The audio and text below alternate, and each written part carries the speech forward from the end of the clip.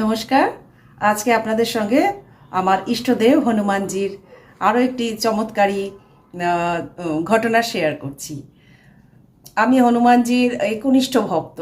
ভক্ত মানে আমি নিঃশ্বাস নিয়ে বেঁচে আছি হনুমানজির জন্যে, হনুমানজির নামে, রামজির নামে।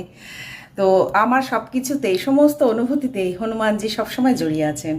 তো আজকে আপনাদের একটা খুব অপূর্ব সুন্দর আমার অভিজ্ঞতা বলছি। সুন্দর এবং মানে কি কেমন আপনারাই বিচার করবেন সেটা।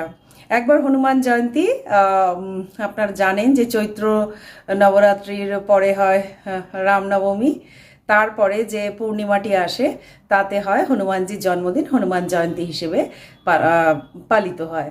তো সেই দিন হনুমানজির জন্মদিন যেহেতু, আমার বাড়িতে আমি চেষ্টা করি একটু ভালো করে হনুমানজির সেবা দেওয়া, সেদিন পুজো করার।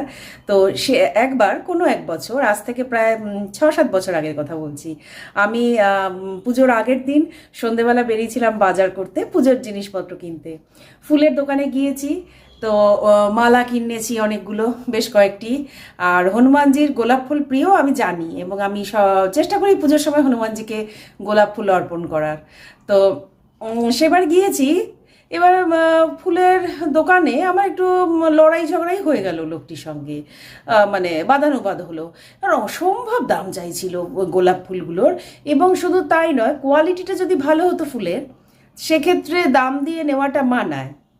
কিন্তু একদম শুকিয়ে, মানে হয়তো 10 দিন আগে গাছ থেকে তুলেছে, একদমই শুকিয়ে আছে ফুলগুলো, মানে কাল হয়তো ড্রেনে ফেলে দেবে, কিন্তু আজ একটা মানে আকাশ ছোঁয়া দাম চাইছে।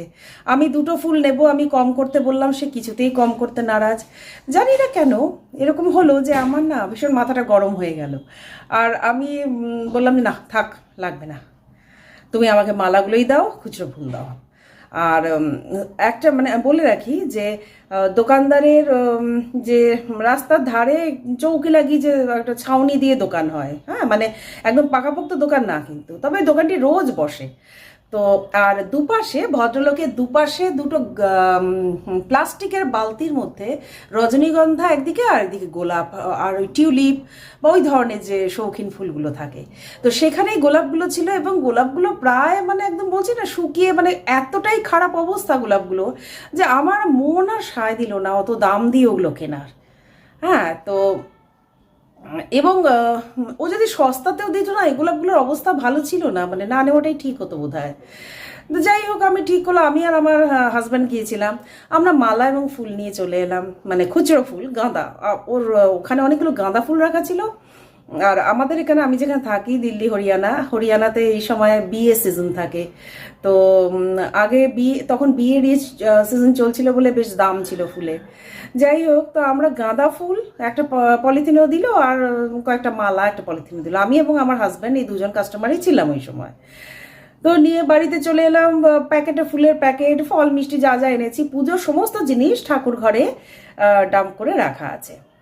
পরদিন সকালে আমার হাজব্যান্ড এবং মেয়ে তারা যে যার মতো স্কুলে এবং অফিসে চলে গেছে। আমি স্নান টান করে পুজোর আয়োজন করতে এসে দেখছি আমার সমস্ত টুকটুক করে প্যাকেটগুলো খুলছি, মালার প্যাকেটটা খুলেছি, খুচরো ফুলের প্যাকেটটা খুলে দেখছি দুটো, বললে বিশ্বাস করবে না বন্ধুরা, অপূর্ব সুন্দর, মানে একেবারে স্বর্গের ফুল বলতে যা বুঝি আমরা, সেরকম দুটো গোলাপ ফুল ওই প্যাকেটের মধ্যে রাখা।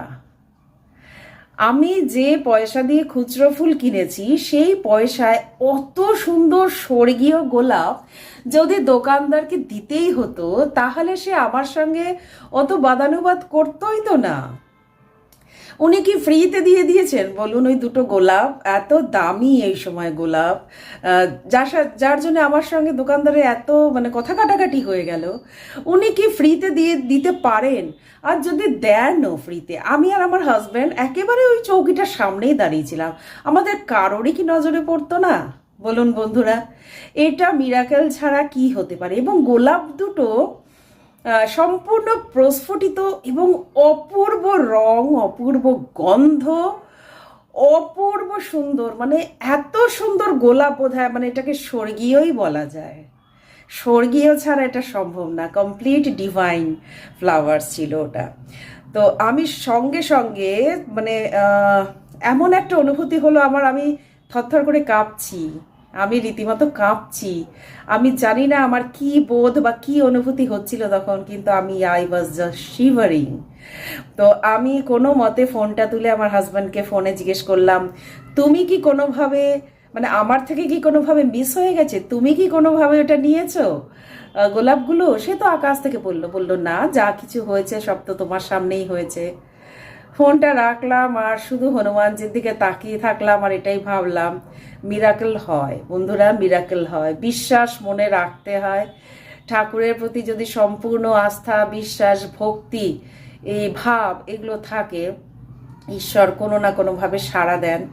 এবং হনুমানজির প্রিয় গোলাপের ব্যবস্থা তিনিই করে নিলেন। আমি কতখানি কৃপণ, আমি কতখানি অযোগ্য যে আমি সামান্য পয়সার জন্যে, পয়সা বেশি নিচ্ছে, কোয়ালিটি খারাপ, মানে এত কিছু ভেবে ঠাকুরের জন্য গোলাপটা নিতে পারিনি। কিন্তু তিনি ঠিক আমার মন যাতে ভালো হয়, আমি যাতে এরকম মনে না হয় যে আমি গোলাপ দিতে পারলাম না হনুমানজিকে, তাই তিনি সেই ব্যবস্থা করে দিলেন। সেই অপূর্ব সুন্দর গোলাপটি আমি শুকনো করে সংরক্ষণ করে রেখেছি। এটা আমার কাছে একটা হনুমানজির আশীর্বাদ ছাড়া আর কিছুই নয়।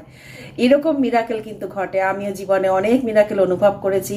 মন থেকে হনুমানজিকে ভালোবাসুন, হনুমানজির স্মরণে থাকুন, রামজির নাম নিন, আর সৎ পথে চলুন, সৎ কাজ করুন, সৎ চিন্তা করুন। সবাই খুব ভালো থাকবেন। হনুমানজির কৃপা সবার ওপর বর্ষিত হোক এই প্রার্থনা করি। সবাই খুব ভালো থাকবেন। আর আমার ভিডিওটা ভালো লাগলে কমেন্টে জয় শ্রীরাম, জয় হনুমানজি লিখে দেবেন। সবাইকে শুভ সন্ধ্যা। সবাই খুব ভালো থাকুন। যে যার যার ইষ্টদেব তার স্মরণে থাকুন, মনের আনন্দে বাঁচুন।